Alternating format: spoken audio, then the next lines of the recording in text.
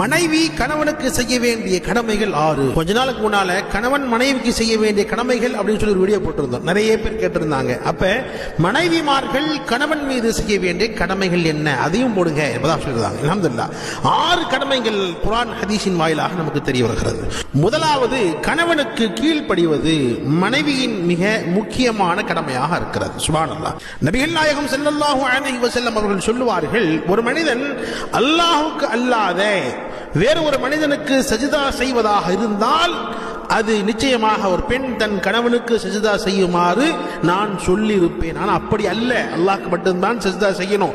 ஒரு நாள் அப்படி இருந்திருந்தால் ஒரு மனைவி கணவனுக்கு சஜிதா செய்ய வேண்டும் என்று நான் சொல்லியிருப்பேன் என்று நபிகள் நாயகம் ஸல்லல்லாஹு அலைஹி வஸல்லம் சொன்னார்கள். இந்த ஹதீஸ் இப்னு மாஜா திர்மிதியிலே பதிவாக இருக்கிறது. 2, மானம் மரியாதை கணவன் இல்லாத நேரத்தில் பாதுகாப்பது, தன்னுடைய கற்பை பாதுகாப்பது. அதே போன்று கணவனுடைய பொருட்களையும் கணவனுடைய செல்வத்தையும் பாதுகாப்பது மனைவியின் மீதான கடமையாக இருக்கிறது. குர்ஆனில் அல்லாஹ் ஜல்ல ஷானஹு சொல்லும் பொழுது சொல்வான், வஸாலிஹாத்து கானிதாத்துன் ஹாஃபிஸாத்துல் லில் கைபி பிமா ஹஃபிஸல்லாஹ்.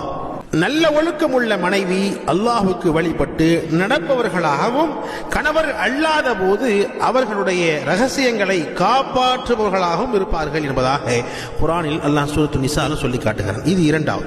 3வதாக, கணவனை மகிழ்ச்சிப்படுத்துவது, கணவனுக்கு முன்னாலே அழகாக அலங்கரித்து இருப்பது, இதுவும் கடமையாக இருக்கிறது.